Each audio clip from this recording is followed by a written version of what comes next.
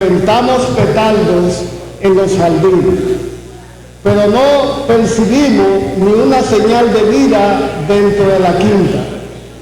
No se nos ocurrió que no hubiera nadie, sobre todo porque el automóvil nuevo estaba en la puerta, todavía con la capota plegada y con la cinta de raso y los macizos de azarares de parafina que le había colgado en la fiesta. Mi hermano Luis Enrique, que entonces tocaba la guitarra como un profesional, improvisó en honor de los recién casados una canción de equívocos matrimoniales.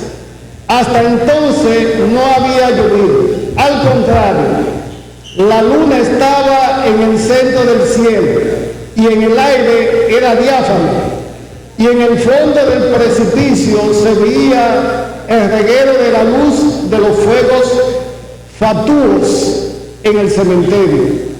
Del otro lado se divisaban los sembrados de plátanos azules bajo la luna, la ciénaga triste y la línea fosforescente del Caribe en el horizonte.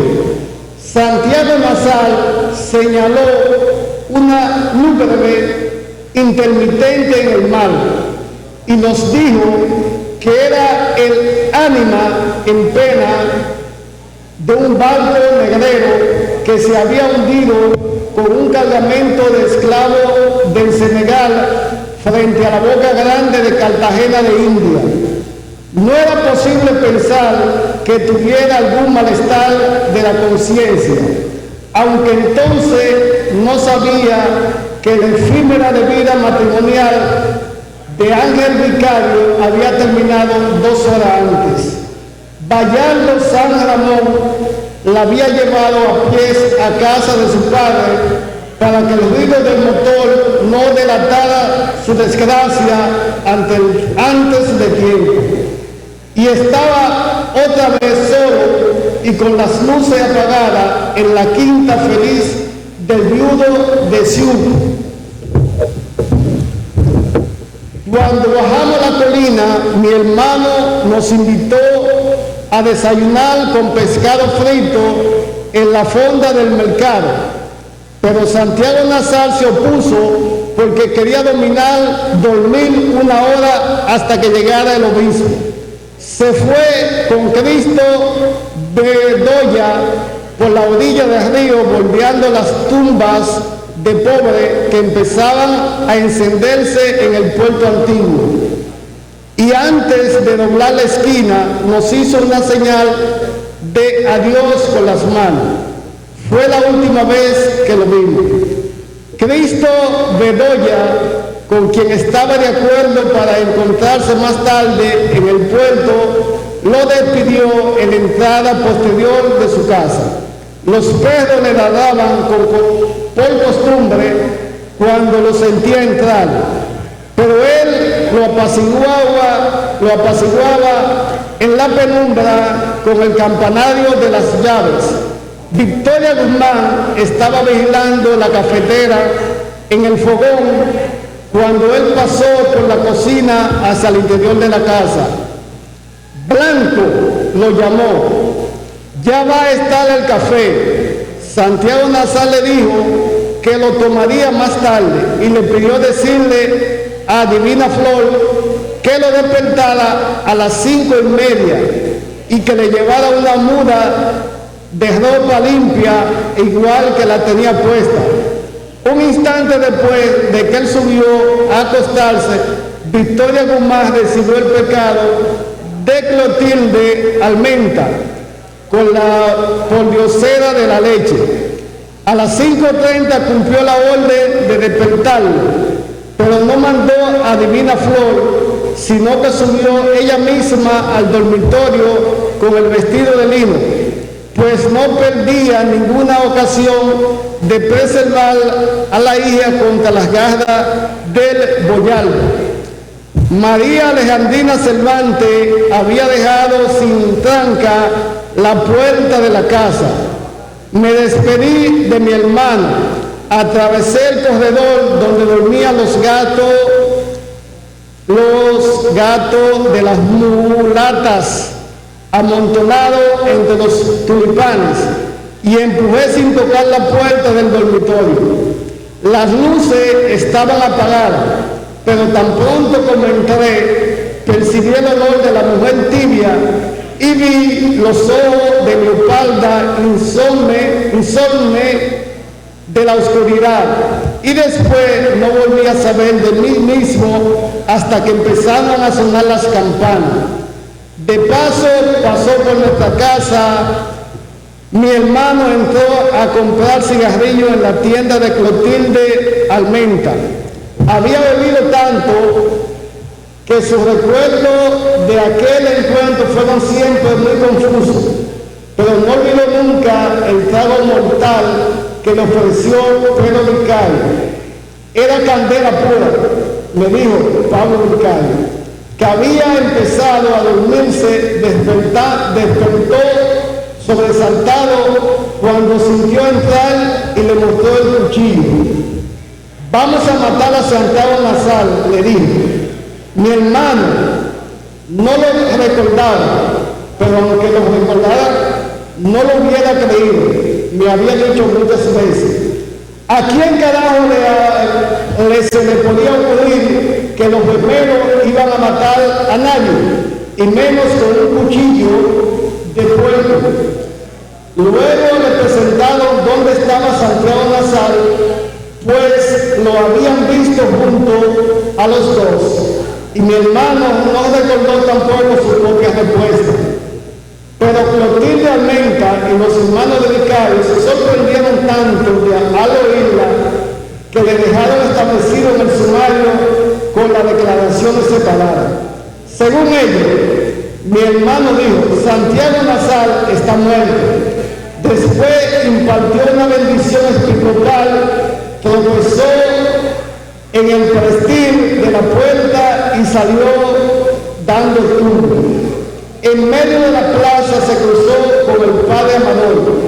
Iba para el puerto con su ropa de oficial, seguido por un acólito que tocaba la campanilla y varios ayudantes con el altar para la misa campanar del obispo.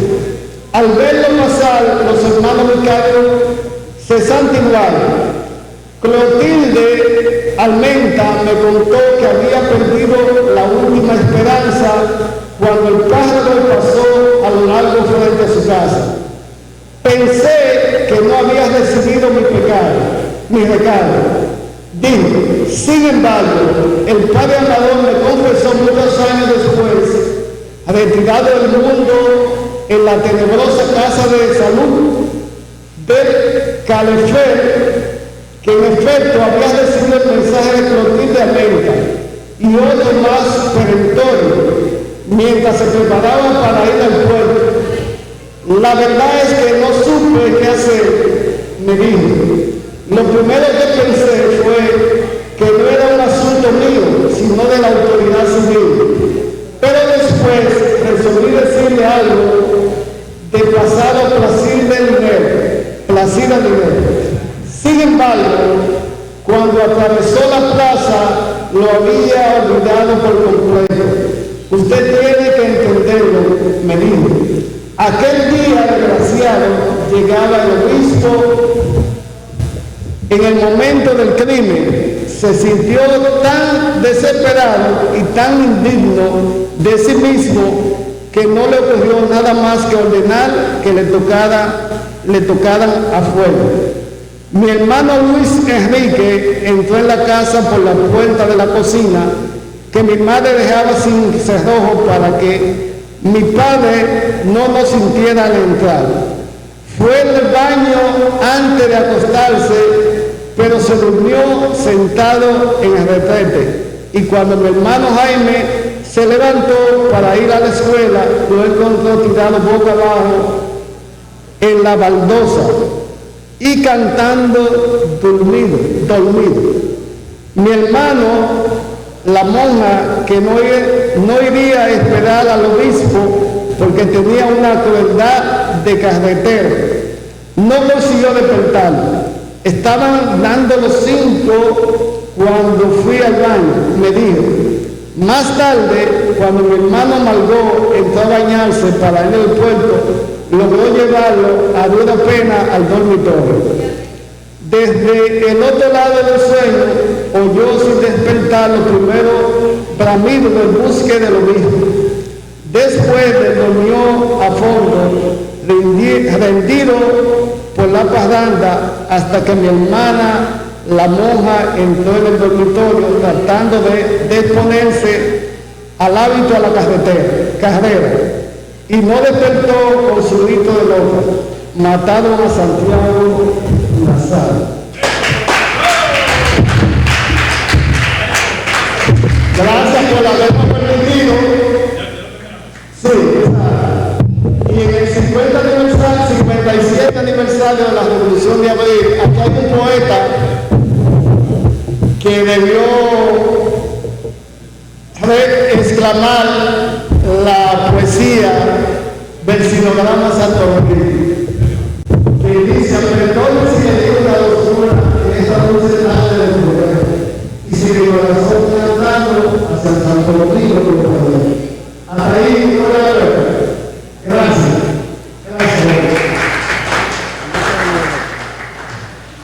Seguimos, señores, en maratón de lectura. La tenemos a uno de los miembros de Ilustrados Radio, aparte de Mujeres Fuera del Cajón, Tania Níquez, que se encargará de la conducción a partir de ahora hasta que agote la existencia, como dicen los anuncios.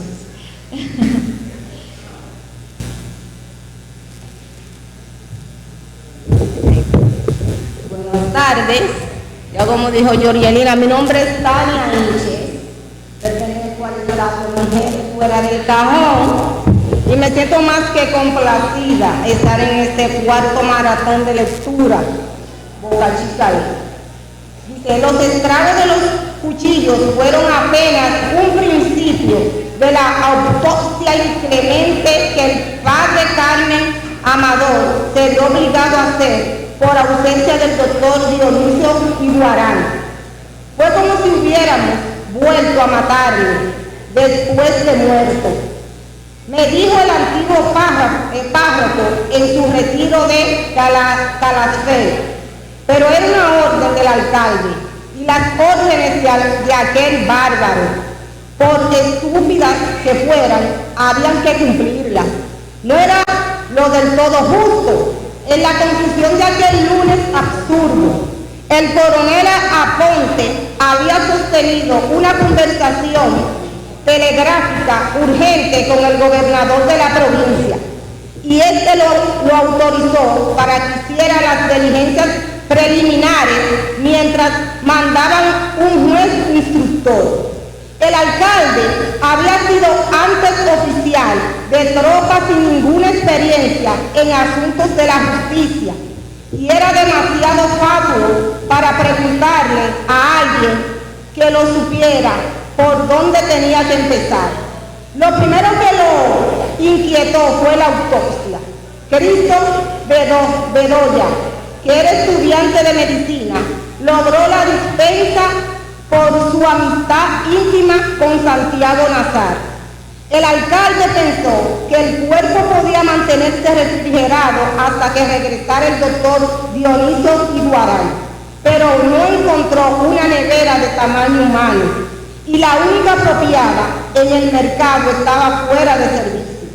El cuerpo había sido expuesto a la contemplación pública en el centro de la sala, tendido sobre un angosto catre de hierro, mientras la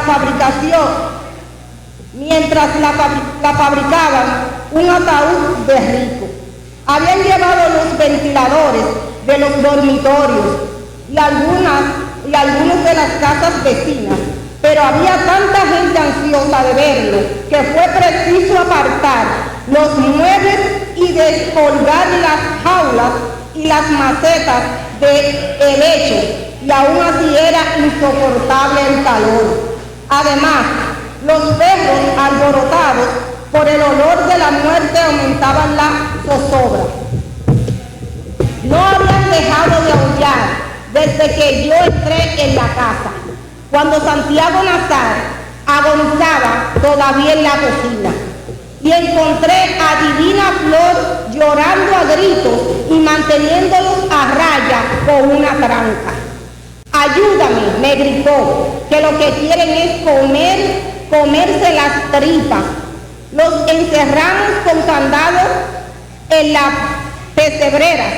Plácida Linero ordenó más tarde que los llevaran a algún lugar apartado hasta después del entierro.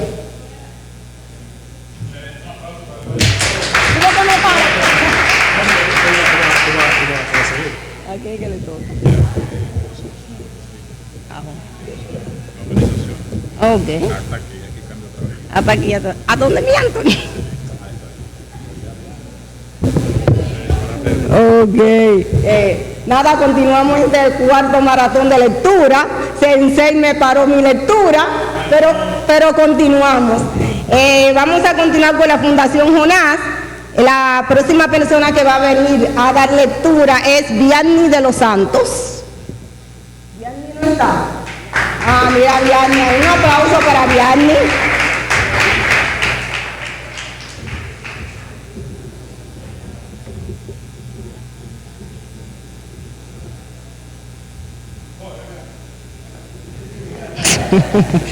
Mira, Vianney, yo me quedé ahí. Sigue ahí. Oíste. ¿Hasta dónde va? Sí, después yo te digo. Exacto. Los encerramos con candado en las pesebras. Plácida Linero ordenó más tarde que los llevaran a algún lugar apartado hasta después del entierro. Pero así el mediodía, nadie supo cómo. Se escaparon de donde estaban e interrumpieron enloquecidos en la casa. Plácida Linero, por una vez, perdió los estribos. «¡Estos perros de mierda!», gritó. «¡Que los maten!». La orden se cumplió de inmediato y la casa volvió a quedar en silencio. Hasta entonces no había temor alguno por el estado del cuerpo. La cara había quedado intacta con las mismas expresiones que tenía cuando cantaba. Y Cristo Bedoya le había vuelto a colocar las viseras en su lugar y lo había fajado con una banda de lienzo. Sin embargo, en la tarde empezaron a manar de las heridas unas agujas color de almíbar que atrajeron a las moscas, y una mancha morada le apareció en el bozo y se extendió muy despacio, como la sombra de una nube en el agua, hasta la raíz del cabello. La cara siempre fue indulgente, admiró una expresión de enemigo y su madre se la cubrió con un pañuelo. El coronel Aponte comprendió entonces que ya practicar la autopsia habría sido peor desenterrarlo después de una semana. Dijo: el párroco había hecho la carrera de medicina y cirugía en Salamanca, pero ingresó en el seminario sin graduarse, y hasta el alcalde sabía que su autopsia carecía de valor legal. Sin embargo, hizo cumplir la orden.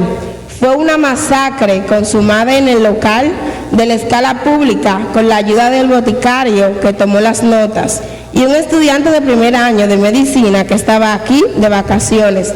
Solo dispusieron de algunos instrumentos de cirugía menor y el resto fueron hierros de artesanos.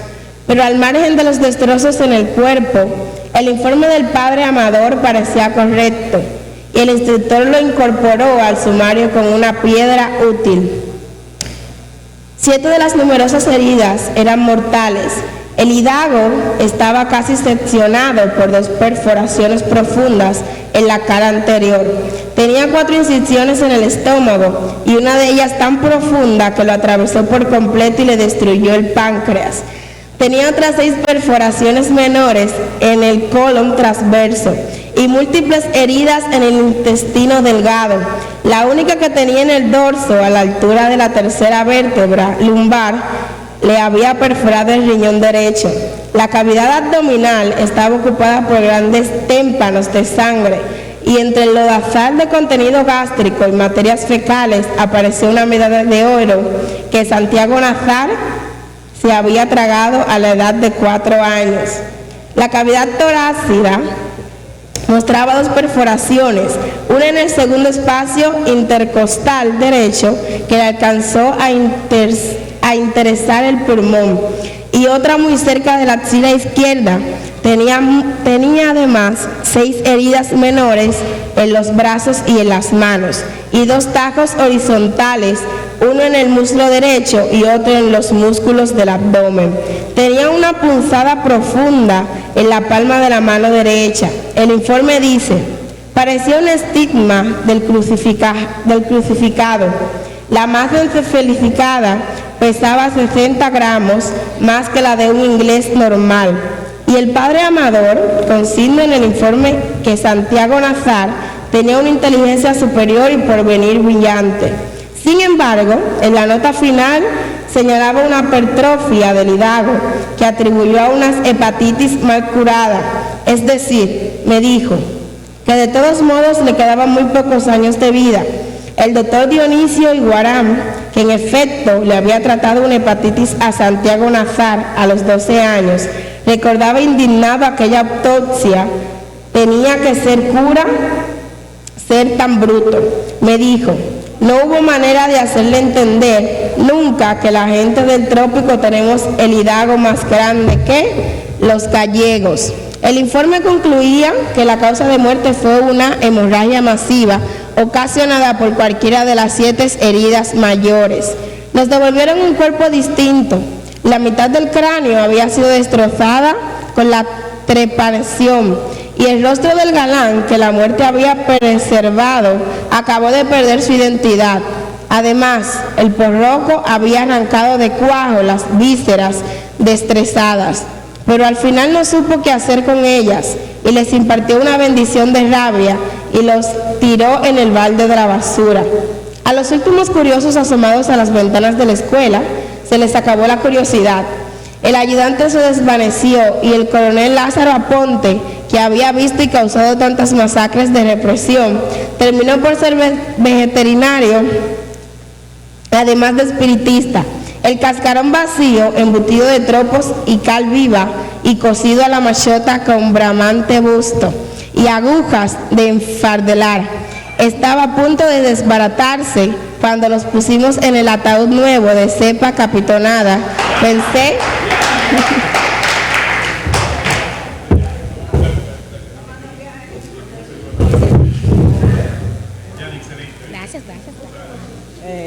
Otro aplauso para Beatriz, por favor. Continuamos con este cuarto maratón de lectura Boca Chica LED 2022. Ahora vamos a tener a Rat Linguistic Academy. En el orden que yo lo estaré mencionando, y van a estar pasando. Daineri Morató, Luis Alfredo Rincón y Ligni Morales. Ellos estarán leyendo el libro Enriquillo de Manuel Jesús Galván. Un aplauso, por favor. Daineri.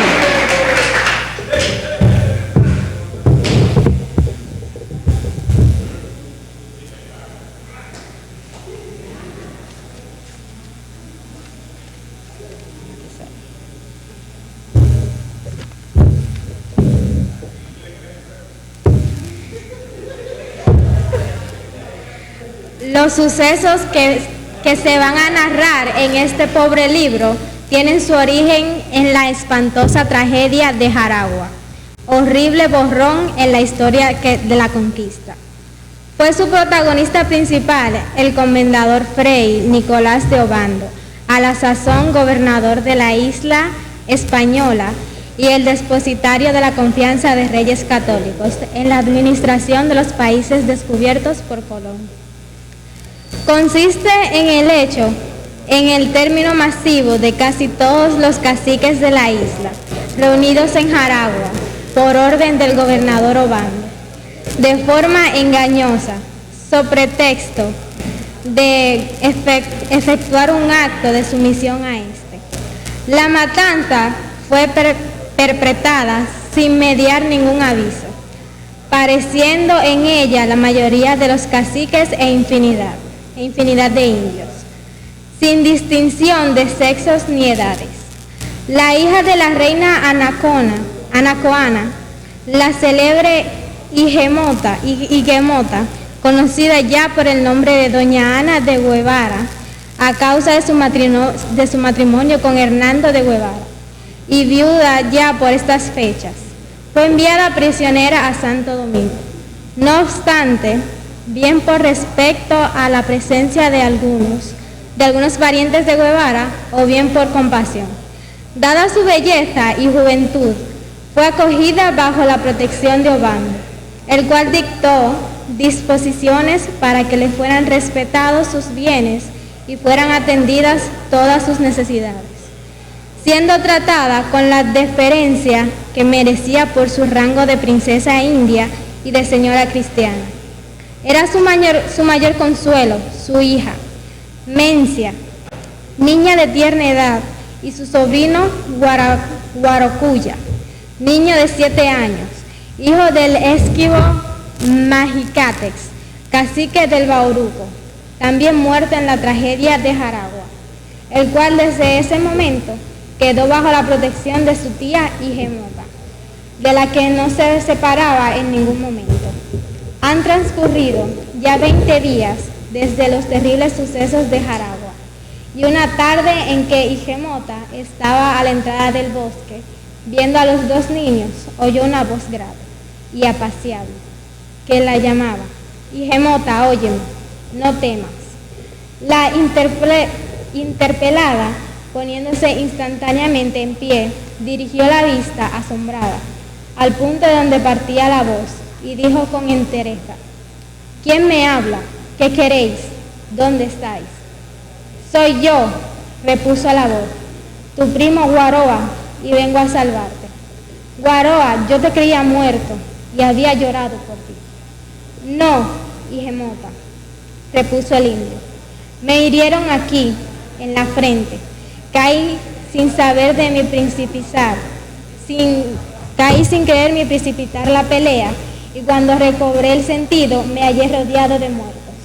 Entre ellos reconocí a mi padre, a pocos pasos de distancia, y a mi hermano Majicatex, que descansaba su cabeza en mis rodillas. Buen primo, Guaroa, escapa pronto, antes de que te encuentren y te prendan, dijo Higuemota, temerosa. Primero quiero pedirte que me entregues a Guaracuya, dijo el indio. ¿Llevarte a Guaracuya? Imposible. Es el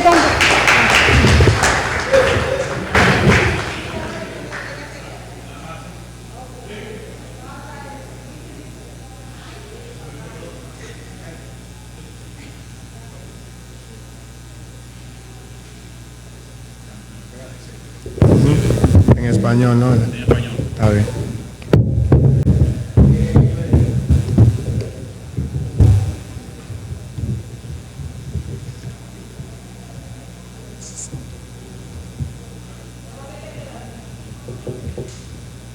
Imposible.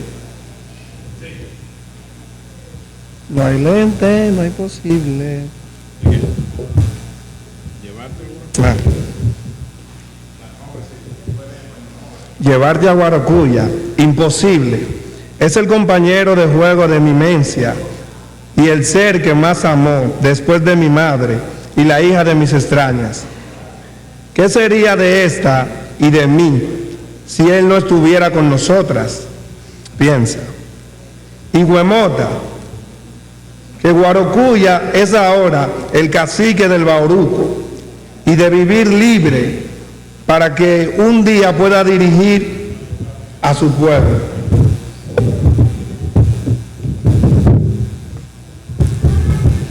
Que sea él el que decida lo que quiere hacer, contestó Higuemota.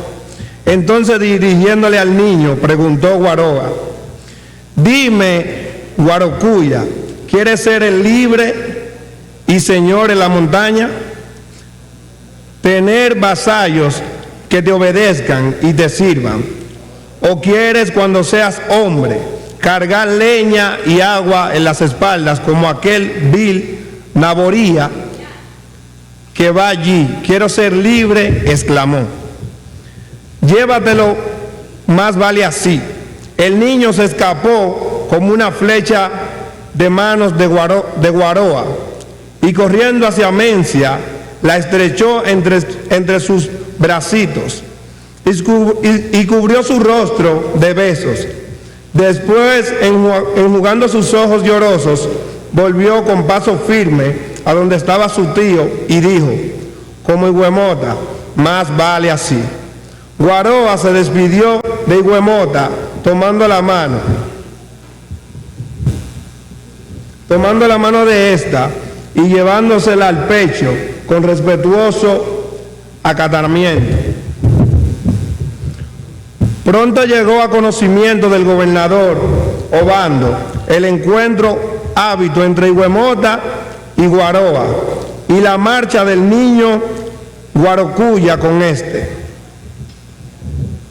De ello se ocupó don Pedro Mojica, hombre servil y rastrero que administraba los bienes de Huemota por mandato del gobernador y que aprovechaba esta circunstancia para tratar de perder a doña Ana y apropiarse así de los bienes de ésta, pretextando ser primo de la dama india. No bien supo Mojica lo ocurrido en el bosque, corrió a notificarlo al gobernador, esperando que de este suceso se derivara alguna consecuencia favorable a sus planes. Mandó Bando que fuera llamada a su presencia doña Ana, la cual no tardó en acudir el requerimiento del gobernador, el cual la recibió con gran delicadeza y cortesía, preguntándola a continuación: decidme, doña Ana de Guevara, ¿qué objeto habéis tenido al conferenciar en secreto con el rebelde Guaroa y al entregarle vuestro sobrino en la tarde de ayer? Guaroa, señor, respondió Huemota, se me apareció sin que yo esperara su visita, hasta ignoraba que viviera. No le tenía por rebelde, pues solo me dijo que huía por evitar la muerte, y consentí en que se llevara a Guarocuya, mi querido sobrino, por temor de que éste, cuando fuera más hombre, se viera reducido a la esclavitud. Os creo sincera, doña Ana, repuso el comendador, pero extraño que temieras nada contra él, contra el porvenir de vuestro sobrino, que vivía a nuestro lado y participaba del respeto que a vos merecidamente se tributa. Mi intención ha sido buena, señor, dijo con hechicera ingenuidad la joven. Habré podido incurrir en falta por ignorancia, pero ni remotamente pensé causaros disgusto. No hablemos más de eso. Lo que mi deber me ordena, doña Ana, es evitar que volváis a tener ninguna relación con los indios rebeldes. Y como no quiero mortificaros con privaciones y vigilancia importuna, el resultado... Ok, siguiente.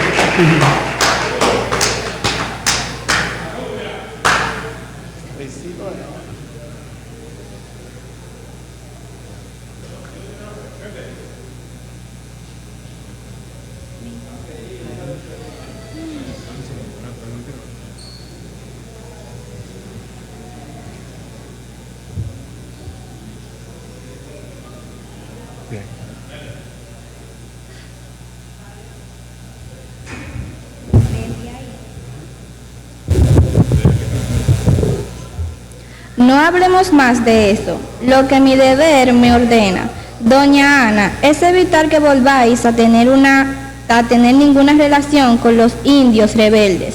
Y como no quiero mortificaros con privaciones y vigilancias importunas, he resuelto que paséis a residir en la ciudad de Santo Domingo, donde viviréis mucho mejor y más agradablemente que aquí. Podemos pues retiraros y preparar todo lo que necesitéis para ese viaje. Yo cuidaré de vuestra suerte y la de vuestra hija.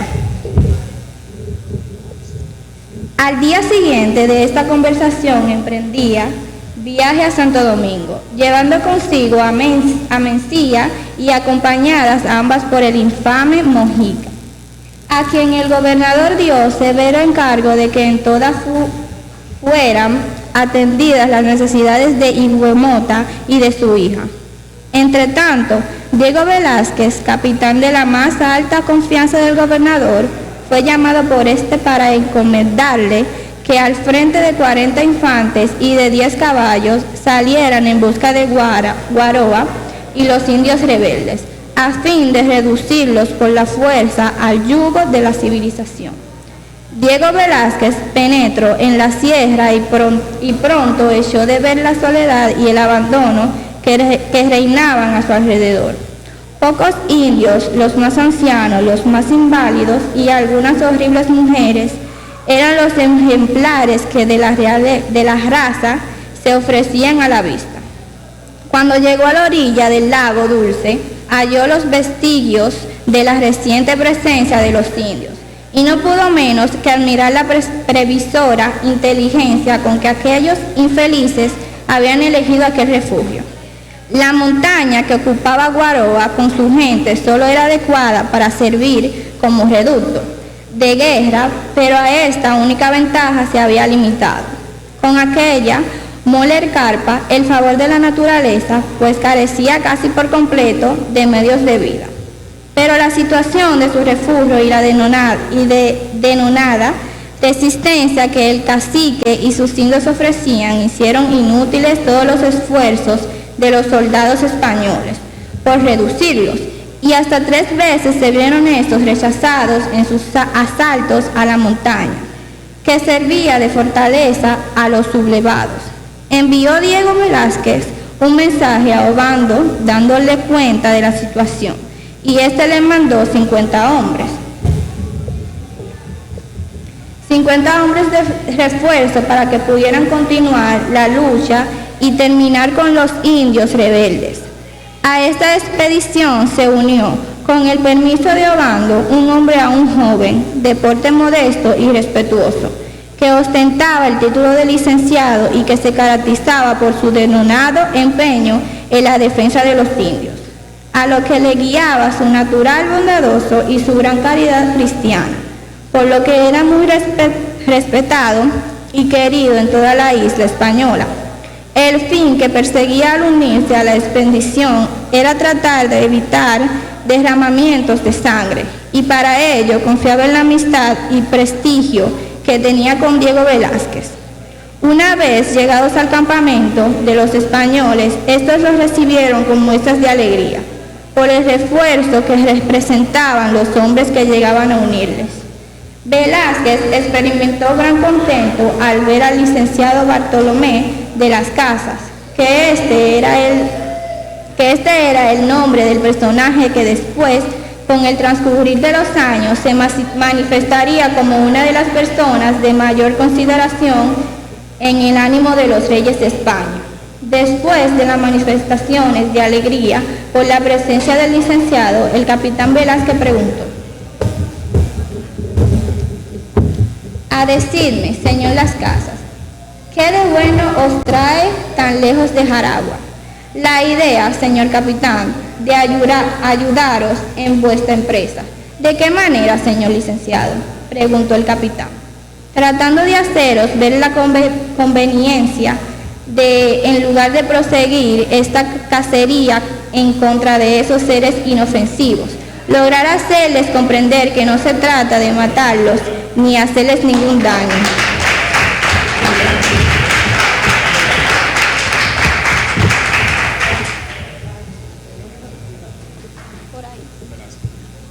Ok. Excelente. Cuarto maratón de lectura, Boca Chica lee. Continuamos también en el orden que la vaya mencionando, van a ir pasando. De la Fundación Doctora Veras va a estar pasando Ana Teresa Morales y Michelle Moreta. ¿No están? Un aplauso para ellos.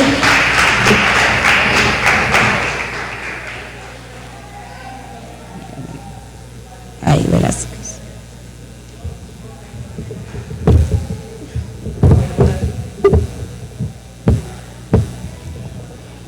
Velázquez se admiró de esta resolución, que revelaba una intrepidez de género desconocido para él, la intrepidez de la caridad. Y como la fe es contagiosa, llegó a participar de la que alentaba el magnánimo corazón de las casas. Avinóse por completo al plan por parecerle muy de acuerdo para la pacificación que le estaba encomendada. Quedó convenido que así se haría, y a poco el buen licenciado, acompañado por dos indios que le servían de guías, se adentró en las montañas en busca de Gueroa, no llevando más armas que un dudoso bastón que le ayudaba a salvar los obstáculos de piedras, arroyos que se interponían a su paso. Consiguieron, al fin, encontrar a un indio que se ocupaba en buscar nidos y frutas, acompañado de un niño de poca edad. El niño no era otro que Guarocuya, que, cuidado por el indio Tamayo, se habían alejado un tanto del campamento de Gueroa. Guarocuya, al reconocer a las casas, corrió hacia él con los brazos extendidos. El español lo recibió con una sonrisa y, dándole un beso en la mejilla, le dijo: mucho bien te hace el aire de las montañas, muchacho. Tamayo, quitándose el sombrero que usaba Española, se acercó a las casas y le besó la mano. Este lo miró como quien evoca un recuerdo. ¿Quién eres? Me parece conocerte, le dijo. Sí, contestó el joven indio. Vuestra merced me ha visto en Santo Domingo hace un año. Cierto, repuso las casas. Guíanos a donde está tu jefe. En el camino, Tamayo explicó a las casas la razón del respeto afectuoso que manifestaba hacia su persona. Siempre le vio sonreír y consolar a los pobres indios. En Jaragua presenció su dolor y desesperación al ver la matanza de los caciques. En cuanto al niño, la alegría que experimentó al ver a aquel hombre de los ojos expresivos, de semblante benévolo, se explica por los agasajos y pequeños regalos que recibiera de las casas. En los cortos días que mediaron entre la llegada de este Obando a Jaragua y la sangrienta ejecución de los caciques, el niño se hallaba a su lado en la plaza, en el acto de la salvaje tragedia, y el bondadoso de las casas, quien lo tomó en sus brazos y, arrastrando a Higemota, helada de terror, puso a ambos en momentánea seguridad, velando después sobre ellos hasta que Obando dio cabida a un sentimiento compasivo. Oyó quizá la voz del remordimiento y les recordó protección y asistencia. La criatura pagaba al filántropo español los beneficios que su inocencia no alcanzaba a comprender, demostrándole la más afectuosa y espontánea simpatía. Las casas fue recibido con respeto y cordialidad por el jefe indio. Habló a este largamente, le pintó con vivos colores la miseria de su estado actual, los inminentes de su ruina, el daño que estaba causando los mismos de su raza y la bondad con la que Velázquez se ofrecía a recibirle otra vez bajo la obediencia de las leyes. Amparo le aseguraba, prometiéndole obtener para él y los suyos un completo perdón del gobernador Obando. Al oír este nombre aborrecido, Gueroa contestó estas palabras: pero yo no perdono al gobernador, y si he de vivir sometido a él, mejor prefiero morir. Pues bien, tenéis el derecho de vivir como las fieras, pero no tenéis el derecho de sacrificar a vuestros caprichos a este pobre niño. El cacique, al oír esto, se quedó reflexionando unos instantes y al final, dirigiéndose a todos los indios que con él estaban, y dijo: tiene razón el español, no debemos sacrificar un Guarocuya, que se vaya con él, acompañándoles a todos. ¿Y tú? Preguntó Tamayo. ¿qué harás tú? Yo me quedaré aquí en las montañas solo, repuso Gueroa.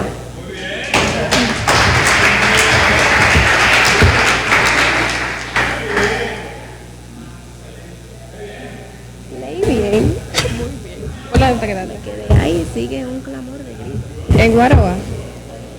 Ok. Un clamor de gritos y sollozos se oyó al oír estas palabras del cacique, reclamando muchos el derecho a quedarse con el jefe indio y sobre todo Tamaño, que se obstinaba en permanecer a su lado. No, Tamaño, tú irás para cuidar a Guarocuya. Además, si perteneceráis muchos conmigo, no me permitirán quedarme en las montañas, pero si somos pocos, no me lo impedirán. Después de estas palabras, todos estuvieron de acuerdo, y excepto unos pocos indios que quedaron al final de Guaroa. Todos los demás, con las casas, emprendieron el regreso al campamento español, llevando Tamaño en sus brazos a Guarocuya.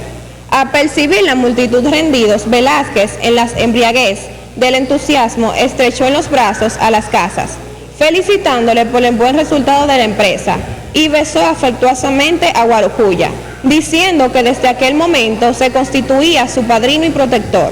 Los indios sometidos fueron tratados con azagazgo y dulzura. Como Velázquez debía esperar algún tiempo antes de regresar a Jaragua, con el fin de asegurarse de la total pacificación de Bauruco, se dispuso que las casas se llevara con él a Tamaño y al niño, a fin de que no se demorara el bautismo de este, como había quedado acordado entre sus dos protectores, pues Velázquez reiteró su propósito de proteger al agraciado caciquillo, sintiendo que el deber de privara de servir al padrino en el acto de recibir la iniciación de la fe de Cristo. Las casas dio cuenta al comendador de la pacificación del Bauruco, pero este creyó ver en él la benéfica intervención del licenciado y en la elegancia de Diego Velázquez el más punzante sarcasmo, la condenación más acercaba de sus malos impulsos y por lo mismo una violenta cólera se apoderó de él, estallando como desordenada tempestad. ¿A estas fuisteis, señor retórico al Bauruco?, dijo encarándose con las casas. ¿Qué ideas tenéis sobre la autoridad y el servicio de sus altezas los reyes? ¿Habéis aprendido en vuestros libros a ir con suplicante a pedir la paz a salvajes rebeldes, a gente que sobreentiende de rigor y que de hoy en adelante más quedará engreída con la infame debilidad que ha visto en los españoles? Esto es de fiar en letrados. Oh, yo os aseguro que no volverá a acontecer. Y en cuanto a Velázquez, ya le enseñaré a cumplir mejor con las instrucciones de sus superiores. Señor gobernador, dijo en tono firme las casas, Diego Velázquez no tiene culpa alguna. Prestó el crédito que debía a mis palabras, a la recomendación con que vuestra señoría se sirvió honrada. Y sea cual fue el concepto que os merezcáis a vos, hombres de guerra, mis letras y mis estudios, ellos me dicen que lo han hecho bien, hecho está, y solo el demonio puede superiros ese pesar y despecho que demostráis porque se haya estancado la efusión de la sangre humana. Retiraos en mal hora, licenciado, repuso el irritado gobernador, y estad listos para embarcar para Santo Domingo mañana mismo. No hacéis falta aquí. Las casas se inclinó ligeramente y salió con paso tranquilo y continente severo. Obando escribió una vehemente carta a Diego Velázquez, reprendiéndole por haberse excedido de sus instrucciones y ordenándole que sin demora se pusiera en campaña para exterminar a los indios que hubieran permanecido alzados. El mismo día, las casas condujo al niño Guarocuya al convento de los padres franciscanos, y estos recibieron con grandes muestras de amistad a las casas, entregándose gustosos del niño con arreglo de recomendaciones del licenciado, hechas por sí y al hombre de Diego Velázquez, quien proveería a todas las necesidades del caciquillo. En el mismo acto procedieron a administrarles el bautismo y por elección de las casas se le impuso el nombre de Enrique, destinado a hacerse ilustre y glorioso en los anales de la Española. Tamaño quedó también en el convento al servicio del caciquillo, a quien amaba con ternura. Cumplidas estas piadosas atenciones, el licenciado de las casas hizo sus cortos preparativos de viaje y al amanecer del siguiente día impeliaba su nave por las auras de la tierra. Se alejó de aquella costa siempre hermosa y risueña, aunque manchada por los crímenes y la feroz tiranía del comendador Fray Nicolás de Obando. Diego Velázquez recibió la terrible orden del gobernador cuando menos se lo esperaba, y con gran pesadumbre se dispuso a cumplir la misión encomendada.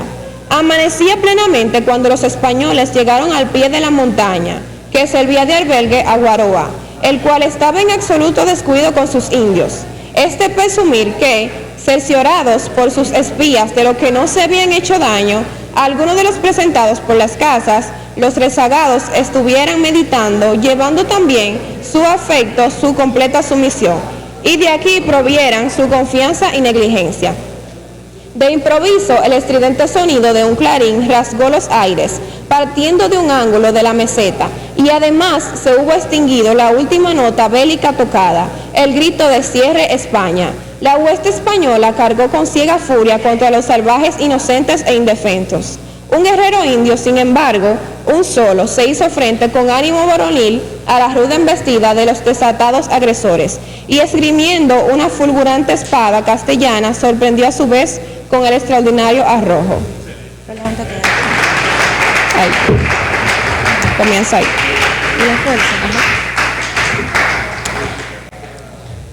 Y la fuerza de sus golpes a los soldados, que no esperaban hallar un ánimo tan brioso en un medio de tantos consternados fugitivos. Un león formidable en aquellos tímidos corderos. 3 muertos y 5 heridos yacían en tierra al rigor de los golpes del bizarro indio, y los soldados cargaban nuevamente sobre él, resuelto a exterminarlos, cuando una voz imperiosa los contuvo, diciendo: «Teneos, no le matéis». Era Diego Velázquez, que acudía con la espada desnuda. Desde lejos había visto al denonado combatiente desnuda. Desde lejos había visto al denonado combatible defender su vida del modo heroico que lo haya dicho, y su índole generosa volvió a preponderar, inspirándole el deseo de salvar a aquel valiente. «Ríndete», le dijo, «y yo seré tu amigo, y nadie te hará mal». «¿Quién cree en tus palabras?», contestó desprecio Guaroa, pues no era otro esforzado indio, cuando no había ofrecido la paz y contábamos con ella. «Vienes con los tuyos a asesinarnos a traición. Sois falsos y malvados. Ríndete», repuso Velázquez, haciendo un rápido movimiento de avance y dirigiendo la punta de su espada al pecho de Guaroa. Este retrocedió vivamente, descargando al mismo tiempo un tajo furioso que el capitán español paró con magistral habilidad. El combate trabó entonces entre los dos, no permitiendo el caballero Velázquez que ninguno de los suyos le ayudara. Llovían las cuchillas de Guaroa como atropello granizo, pero todas se estrellaban en el arte y la imperturbable sangre fría de su adversario, el cual 100 veces pudo atravesar el corazón del impetuoso indio, pero solo aspiraba a desarmarle, como consiguió al cabo mediante un diestro movimiento de desquiste. Precipitóse Guaroa a recobrar su espada, y habiéndose adelantado a impedírselo un español, el contrario guerrero sacó la daga que llevaba pendiente de la cintura, y después de haber hecho además de herir con ella que le estorbaba su acción, viéndose cerca a todas las partes, se le hundió repentinamente en su propio seno. «Muere libre», dijo, y cayó en la tierra exhalando un momento después del último suspiro. Así acabó, gloriosamente, sin doblar la altiva cerviz al yugo extranjero, el noble y valeroso Guaroa. La segunda parte sigue.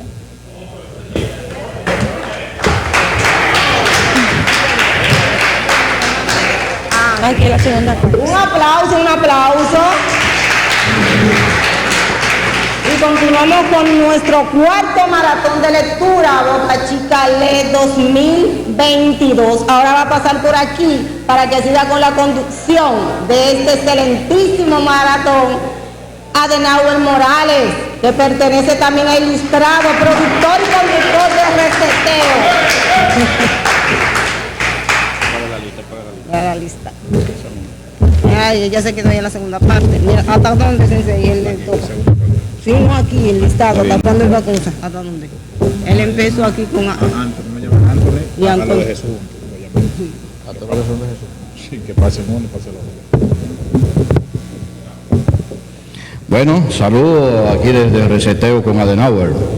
Debo decirles, que no se ha dicho, para los que no saben, los que me están viendo a través de la transmisión en vivo de la página de Ilustrados Radio TV Show, que este evento llega a ustedes gracias a esos patrocinadores que están ahí: Index Elemex, Gerardo Tamayo, Ruyer Pro Pollos, Ferretería Genápolis, Élite Consultores Jurídicos, Jimmy Carner, de Kenia Picadera, Nito Gómez, el regidor, la regidora Carolina Alburquerque, Farmacia Bárbara María, de la Pastora Pasteria, ahí sí hay, Enadón, el Ayuntamiento Municipal, Rincón Colonial, Odonto Gel, está la Fundación OGC, el Puerto CC, Librería, Papelería Genis, Jope Esperanza, una fundación, Corahago y Farmacia Doña Olga. Démosle un aplauso a esos patrocinadores. Bien, estamos de dicha que me han entregado una parte muy especial porque vamos a presentar a todas las personas que son de Jesús.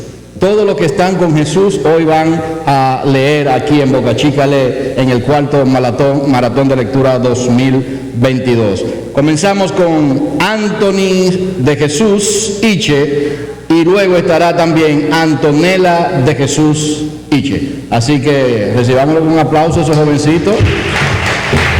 Ay, que son de la figura, imagínate tú. Es un hijo del hombre más bonito, ¿verdad que sí? No, es así, es bonito. Agarre ahí, te va a leer desde aquí, mira. Desde ahí. Déjame poner el micrófono, que tienes que hablar con los dos micrófonos tú. Tú vas a leer desde ahí.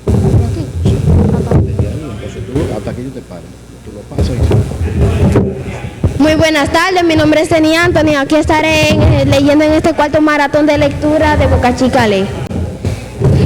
Dice: encontramos a nuestros personajes en el Santo Domingo, donde, en presencia de los virreyes y oficida por el padre de las casas, se acaba de celebrar la boda de Enriquillo.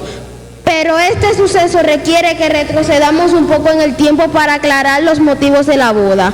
Al morir Higuemota, la tía de Enriquillo y madre de Mencía, hizo a su sobrino depositario de los bienes de su hija, con el ruego de que, cuando llegaran a edad de matrimonio, la tomara por esposa.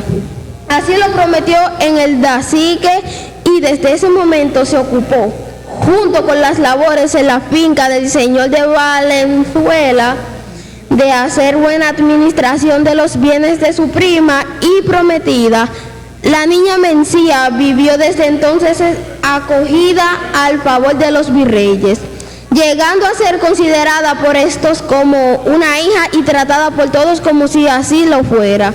Volvamos, pues, al día de la boda en que, como decíamos, el padre de las casas había unido por el sacramento del matrimonio a los dos jóvenes, a los que apadrinaron la señora virreina, doña María de Toledo, y el joven Andrés, hijo de don Francisco de Valenzuela, el cual no había podido asistir a la ceremonia aquejado de inoportuna dolencia, por lo cual se vio obligado a declinar en su hijo el padrinazgo, a que tan gusto se había comprometido, quedando postrado en el lecho en su casa de la Maguana. Cuando los recién casados junto con séquito regresaban de Santo Domingo, ya un correo les llevaba la noticia del agradecimiento del enfermo, que había recibido los santos sacramentos. Aceleraron los jóvenes esposos la marcha, deseos de poder asistir al enfermo y expresarle su amor y gratitud. El joven Valenzuela dio muestra de gran pesar ante el próximo e inevitable fin de su excelente padre. Y este tuvo en ello el más grato consuelo, pues siempre le había lastimado la idea de que su hijo no lo amaba. Le bendijo, pues son gozos de su efusión, con su gozosa efusión. 2 días después le habló largamente, exhortándole a ser bueno y a seguir los santos ejemplos que él había dado en toda su vida. Y concluyó por decirle en presencia de Enriquillo y Mencía que mustios y abatidos asistían a aquellas recomendaciones supremas. Ya sabes, hijo mío, cuando he amado a este virtuoso Enriquillo, confío en que acaba de estar mi vida mortal, para entrar en la eterna por la misericordia del Señor.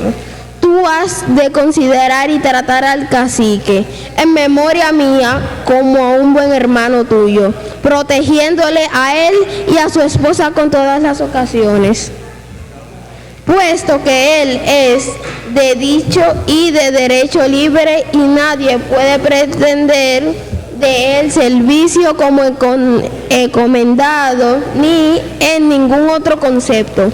Mi voluntad es que habite como propiedad suya mi casa de San Juan, si es que no hace otra más a su gusto. El esfuerzo que Valenzuela hizo para expresar su voluntad postrera le causó, al parecer, gran fatiga. Su respiración no tardó en hacerse estertorosa y aléntate. Perdió poco después el uso de la palabra y, asistido por el párroco de la inmediata villa, entregó su espíritu al Creador. Andrés de Valenzuela hizo su papel de hijo afligido por espacio de 3 días, pasados los cuales se entregó en cuerpo y alma a las diligencias necesarias para entrar en posesión de los bienes heredados de su padre.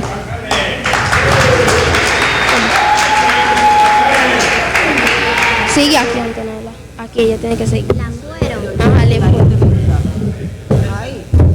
Le fueron. Ahí donde se le fueron. Por ahí aquí ya.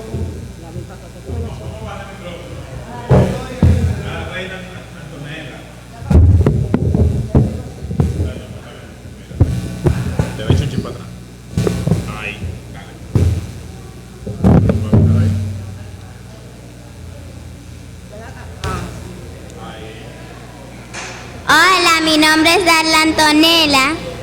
Voy a continuar con la lectura. Le fueron grande auxilio en este caso para obviar dificultades y trámites innecesarios la experiencia y accesibilidad de su amigo Pedro Mójica, que voló a su lado habilidad desde Garagua.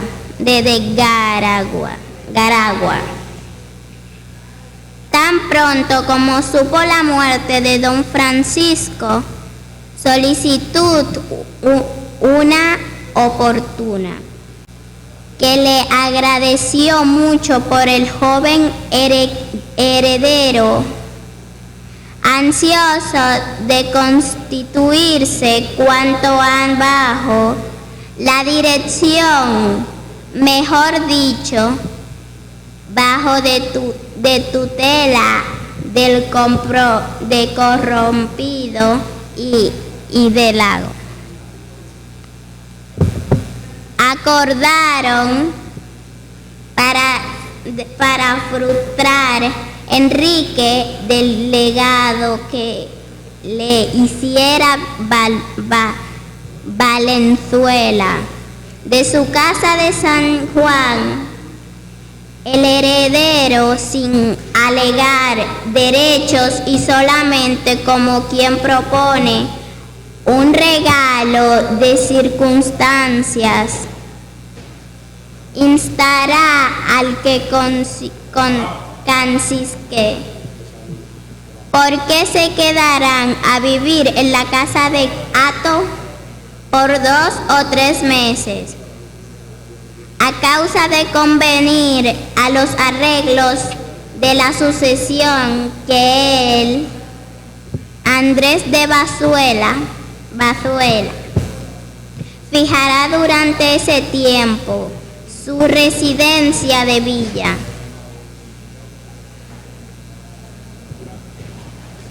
A Mencia le había agarrado mucha la belleza del sitio. Por consistente, la joven esposa manifestó su regocijo sin observarla. Cuando Valenzuela propuso y Enrique aceptó en su presencia en el cambio de morada. Manifestó regocijo sin observar.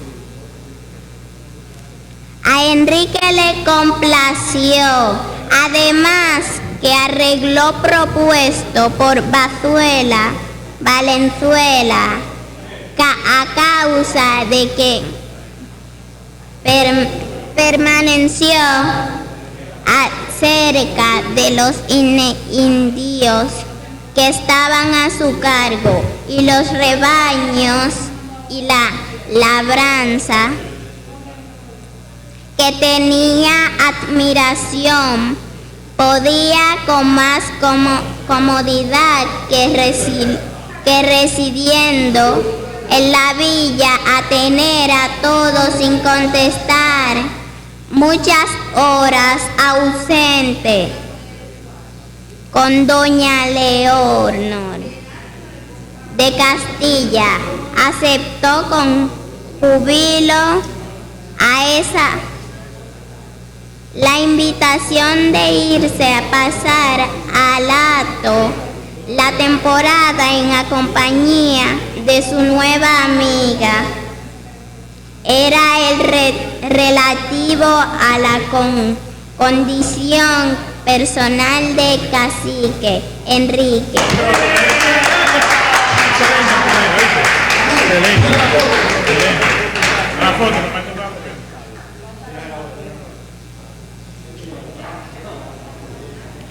Excelente la participación de Ángeles de Jesús y Antonella de Jesús. Continuamos. Continuamos con la participación en este cuarto maratón de lectura. En esta ocasión estará Ana Bella Lara de la Fundación Veras. Sensei, ¿están aquí, verdad que sí? La Fundación Vera, que tú me dijiste. Sí. No, ya se fueron. Estamos entonces con Anabela, Elenay Castro, Heriberto Espinosa. Ah, ok, bien. Ahí está el profesor, entonces vamos a poner el profesor Clemente Castro también. Sí, el profesor no, el Juan Castro, que... Sí. Okay, pero llama Clemente, que Ok, bien, hay algunos que se retiraron, entonces vamos a iniciar esta jornada con el profesor, querido profesor de nosotros, que ya fue reconocido también en uno de nuestros maratones, el profesor Heriberto Espinosa. Adelante, profesor.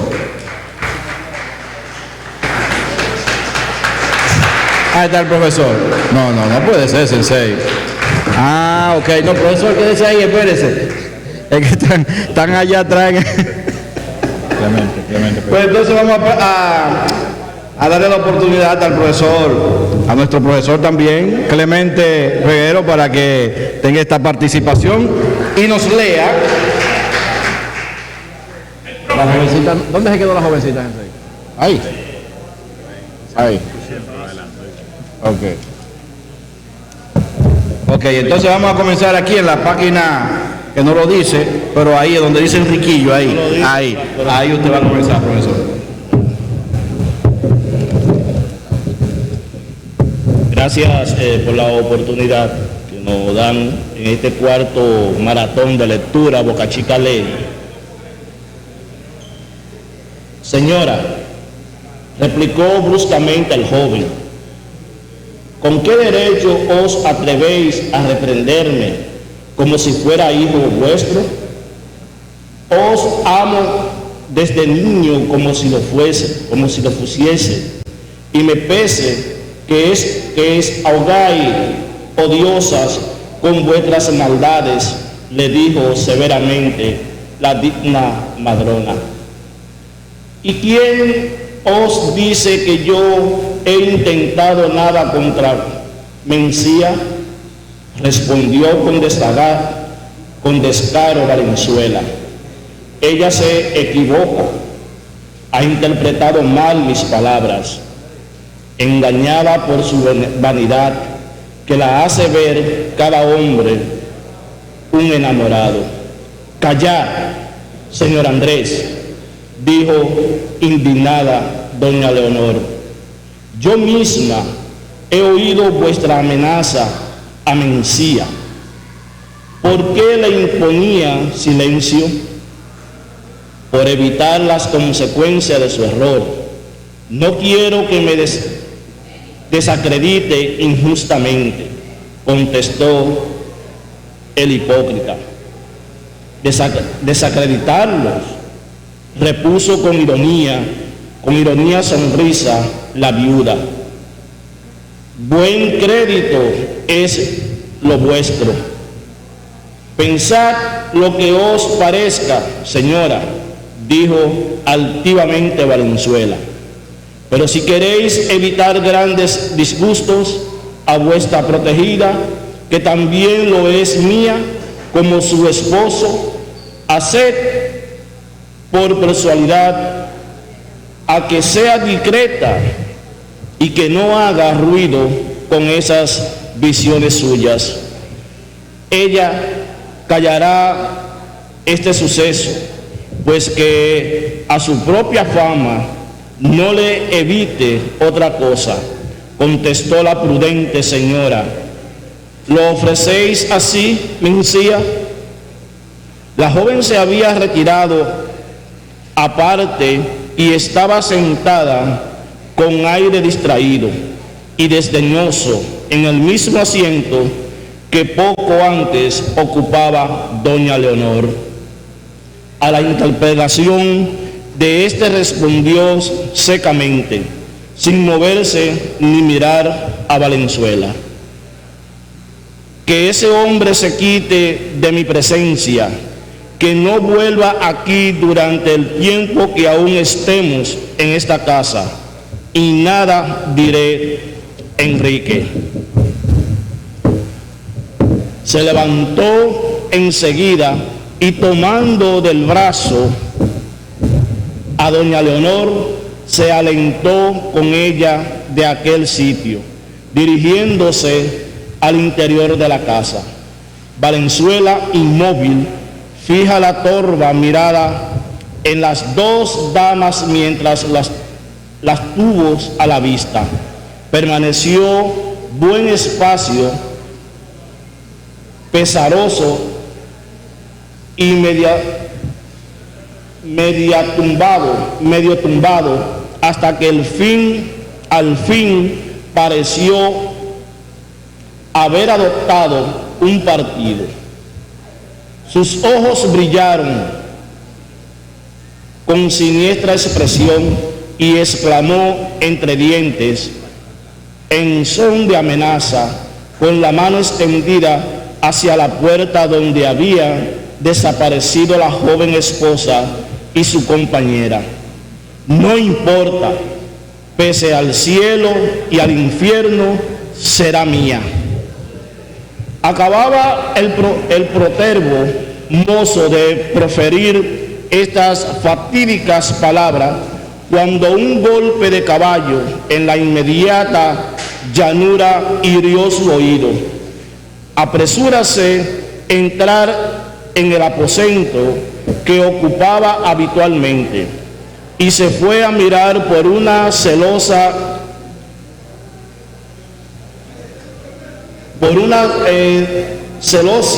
quienes eran los jinetes que llegaban, reconociendo a Enrique y a Tamayo, que se apeaban de sus cabalgaduras en las puertas campestres.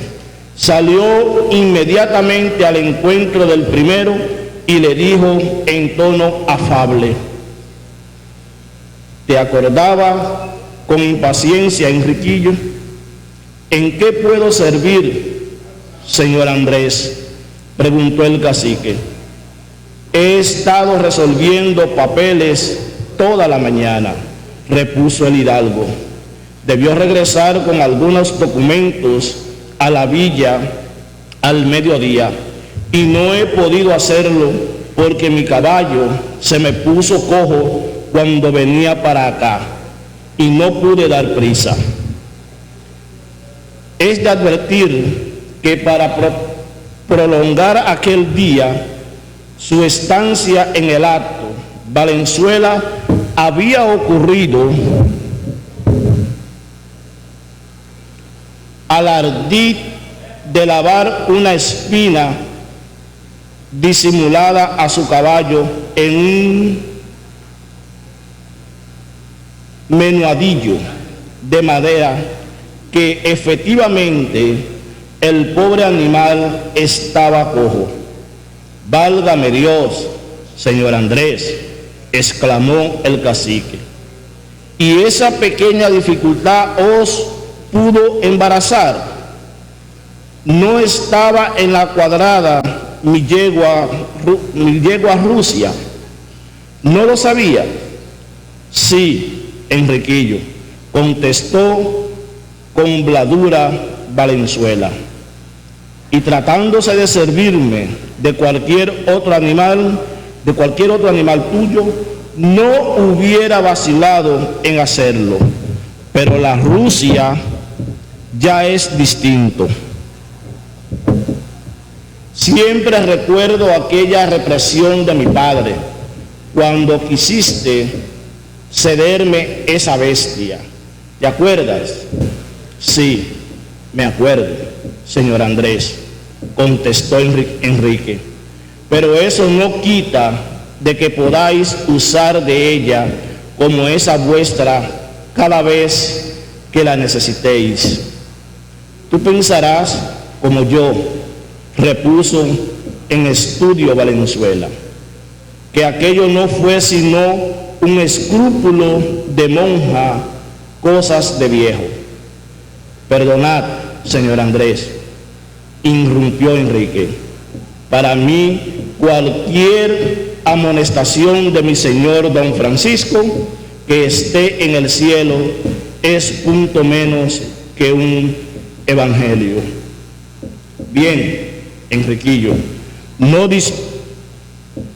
disputemos más, dijo con visible disgusto el voluntarioso hidalgo. Haz que me alisten la bestia y que me lleven el caballo a la villa del desierto y con cuidado para que el herrador no lo cure.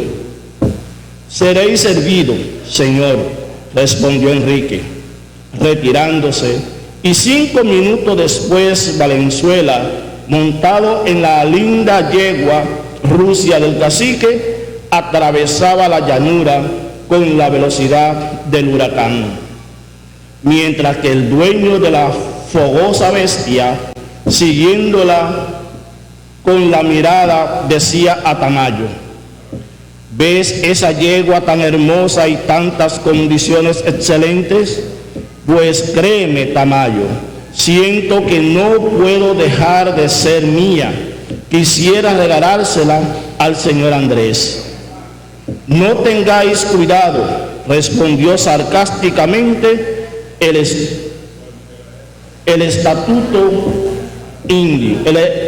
astuto indio.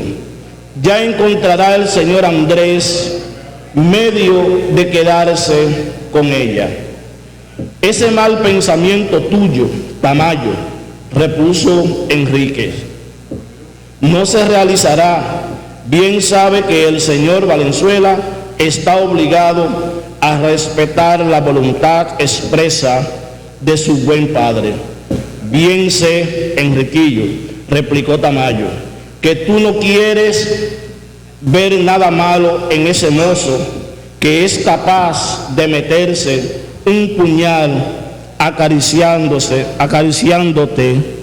Yo te lo digo. Tamayo, te complaces en atormentarme y tus palabras son mortal, veneno para mi alma, dijo con tristeza Enriquillo. Hace días que no te veo. A donde quiera que miro, sino semblantes airados y sañudos, gente que me mira de reojo.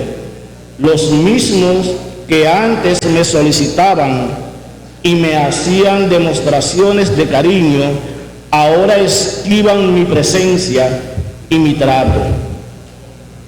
El señor Sotomayor, tan bondadoso conmigo siempre que he ido a su casa.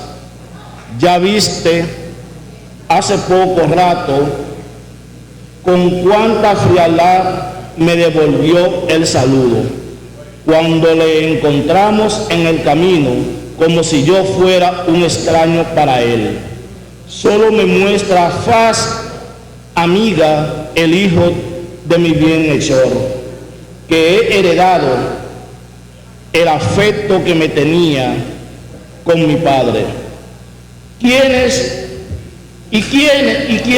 tú que yo le corresponda con aborrecimiento? No, Enrique, dijo gravemente el inflexible Tamayo. Esa no es mi intención. Quien consigue de ti que aborrezcas a nadie, quiero que no dejes engañar, que no te fíes de las apariencias, porque si el señor Valenzuela es tu amigo, también lo será del señor Mojica, que es como la sombra de su cuerpo. Eso consiste, como me ha dicho el señor Andrés, replicó Enríquez, en que el tal Mojica es tendido en materia de leyes y lo ayuda mucho en el arreglo de la herencia. No podemos dudarlo, pues todos los días pasan los dos largas horas en casa del alcalde mayor, señor Valdillo, y comen en su mesa muchas veces. Y eso mismo me da que pensar, Enrique, insistió Tamayo. Ellos arreglan sus asuntos y tú deja que los nuestros sigan desarreglados. Me cansa, Tamayo. Tú continúas murmurando, dijo Enrique con impaciencia. ¿Qué más he de hacer? ¿Quién se ha metido hasta ahora en la higuera?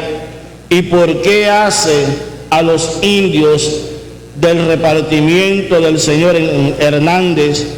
No te he dicho que de ellos y de todos los demás infelices que están con ellos, he tratado ya en mi carta al Padre Protector. No te enojes, Enriquillo, respondió Tamayo, dificultando la voz. La tardanza del padre en contestarle es lo que me tiene de mal humor. Cuidado con rescatarle, pensar también mal del padre. Desdicho dijo: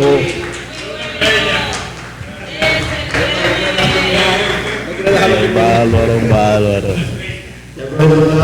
Gracias.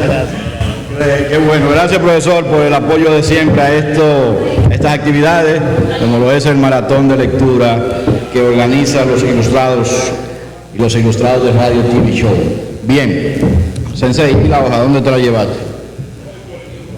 Dame la hoja, ¿te la llevaste? ¿Estaba aquí?